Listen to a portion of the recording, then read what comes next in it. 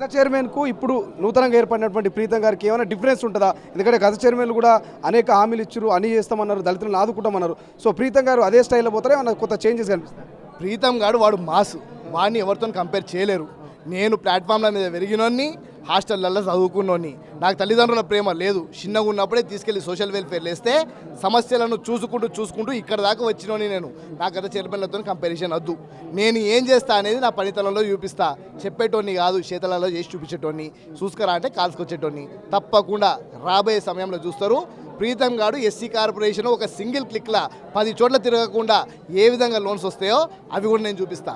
ఏదైతే ఈరోజు దళితులకు లోన్ కావాలంటే బ్యాంకుల చుట్టూ తిరగాలి, వాళ్ళు కొలేటరల్ అడగాలి, డిఐసీలకు పోవాలి, తిరగాలి, ఐపీఓల దగ్గర పోవాలి. అవన్నీ లేకుండా సింగిల్ హ్యాండెడ్ సిస్టమ్గా ఒక దగ్గరకు పోయి అప్లై చేసుకుంటే లోన్ తన ఇంటికి నడుచుకొచ్చే విధంగా చేసే ప్రయత్నం కూడా చేస్తాం. ఒకసారి స్టేట్ పొలిటిక్స్ విషయానికి వస్తే కవిత కడిగిన ముత్యం లెక్క బయటకు వస్తుంది అంటున్నారు బీఆర్ఎస్ నాయకులు. నిజంగా కవిత కడిగిన ముత్యం అనుకోవాలా?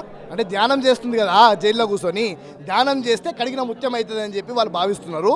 అది కడిగిన ముత్యం కాదు. అంటే దేంతో కడుగుతారో అర్థం కాలే. అంటే లిక్కర్తోని కడిగి లిక్కర్ స్కామ్లు ఉన్న వాళ్ళు ఆనిముత్యం అయితే, మేము కూడా రోజు లిక్కర్తోనే స్నానం చేసుకుంటాం, మేము కూడా ఆనిముత్యాలం అవుతామేమో. ఈరోజు వెయ్యలకాయలు తిన్న ఏదో పిల్లి పోయి సన్యాసం తీసుకున్నట్టు ఆడ కూర్చొని ధ్యానం చేస్తుంది ఆనిముత్యం అయి వస్తుంది. ఇంకా రాబోయే తరంలో ఆమె స్కామ్లు ఇంకా 2-3 ఉన్నాయి బయట. ఒక్కటే బయట పడ్డది, ఇంకా 2-3 ఉన్నాయి. అన్ని బయట పడతాయి, ఏం ప్రాబ్లంలే.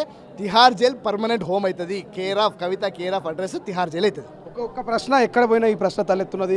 గతంలో అవినీతి పరులు, ఇక దొంగలు అన్నటువంటి కాంగ్రెస్ పార్టీ నాయకులు అదే దొంగల్ని, అదే అవినీతి పరులు అయినటువంటి బీఆర్ఎస్ ఎమ్మెల్యేని, ఎంపీని పార్టీలో చేర్చుకుంటుంది అంటున్నారు. ఏం చెప్తారు మీరు కాంగ్రెస్ పార్టీ? అవినీతి పరులు అనే దానికి కేర్ ఆఫ్ అడ్రస్ ఓన్లీ 4 పిల్లర్లు: కేసీఆర్, కేటీఆర్, కవిత, హరీష్ రావు.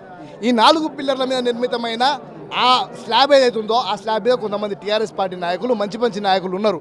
వాళ్ళు పార్లమెంట్కి ఎన్నుకోబడ్డా కూడా పార్లమెంట్లో పాపం వాళ్ళు గలమెత్తలేని పరిస్థితి. నిజంగా కూడా ప్రశ్నించే గొంతులుగా వాళ్ళు ఉన్నప్పటికీ కూడా ఆ పార్టీలో ఉన్నప్పుడు మాట్లాడే స్వేచ్ఛ లేదు. కాంగ్రెస్ పార్టీ అంతర్గత ప్రజాస్వామ్యం ఉన్న పార్టీ.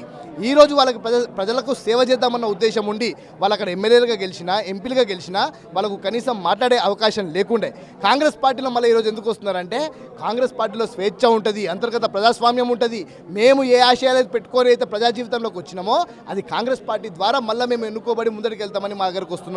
ఎంతోమంది నాయకులు క్యూ కడుతున్నారు, కానీ రేవంత్ రెడ్డి గారు ఆచితూచి అడిగేస్తున్నారు. ఎవరైతే కాంగ్రెస్ పార్టీ నాయకులను ఆనాడు ఇబ్బంది పెట్టినరో, జైళ్ళలో పెట్టినరో అటువంటి నాయకులను గెట్అవుట్ అంటున్నాడు. తప్పకుండా వాళ్ళని పార్టీలకు కూడా జాయిన్ చేసుకునే పరిస్థితి లేకుండా చూస్తున్నాడు.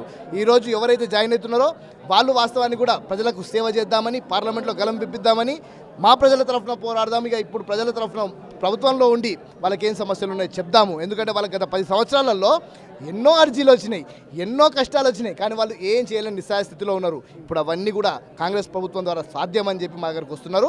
ఎవరు వచ్చినా స్వాగతం, వెల్కమ్ అని మేము అంటున్నాం. ఆర్ఎస్ ప్రవీణ్ కుమార్ గురించి ఒక దళితుడుగా, దళిత నాయకుడిగా మీరు ఏం చెప్తారు? బహుజన వాదాన్ని ఎక్కడికి వెళ్ళినా, ఏ జెండా పట్టుకున్నా నేను వదలను, నా మనసులో ఉంటుంది అంటారు.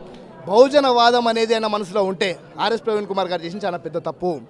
ఆనాడే ఎంతోమంది వర్గాలు, ఉన్నత వర్గాలు మాట్లాడుకున్నాయి. ఆర్ఎస్ ప్రవీణ్ కుమార్ గారు టీఆర్ఎస్ పార్టీకి బినామీగా ఆ రోజు దిగినాడు. బీఎస్పీ పార్టీలకి కేవలము బహుజన వాదం మీద ఎస్సీల ఓట్లు కట్ చేసి కాంగ్రెస్ పార్టీని ఓడగొడదామని ప్రయత్నం జరిగింది. కాంగ్రెస్ పార్టీ సుమారు ఒక 7-8 సీట్లు ఈరోజు తగ్గినాయంటే బీఎస్పీ ఓటు దళితులు కట్ చేసి అక్కడ టీఆర్ఎస్ పార్టీకి లాభం జరిగింది. ఎక్కడెక్కడ జరిగిందో మాకు తెలుసు. ఈ మొన్నటిదాకా తెర వెనకాల ఉండే, ఇప్పుడు తెర ముందటికి వచ్చినారు. అంతకంటే ఎక్కువేం లేదు. ఇప్పటికన్నా కానీ ఆత్మవిమర్శ చేసుకోవాలి ఆర్ఎస్ ప్రవీణ్ గారు. వారంటే మాకు ఎనలేని గౌరవం ఉంది. స్వేరో సంస్థలు పెట్టి ఎంతోమంది రెసిడెన్షియల్ విద్యార్థులకు చదువులు చెప్పించి మంచి పనులు చేసినాడు. కానీ బీఆర్ఎస్ పార్టీ అనే ఒక ముసుగులో ఆనాడు పార్టీ, మా కాంగ్రెస్ పార్టీని దెబ్బతిద్దామని ప్రయత్నం చేసినాడు. ఈరోజు పోయి కండువా కప్పుకొని బహిర్గతంగా ఈరోజు మరి కేసీఆర్ గారి గురించి మాట్లాడుతున్నాడు. కేసీఆర్ గారిని ప్రశ్నించిన ఆ వ్యక్తి ఈరోజు ఆ వ్యక్తిని నిలదీయాల్సిన అవసరం ఉంది. దళిత బంధు పేరు మీద దగా చేసిన ముఖ్యమంత్రి, మాజీ ముఖ్యమంత్రి కడగాల్సిన అవసరం ఉంది. తర్వాత ప్రజా జీవితంలోకి రావాల్సిన అవసరం ఉంది. ఫైనల్ ఎన్ని సీట్లు వస్తాయి పార్లమెంట్ ఎన్నికల్లో కాంగ్రెస్?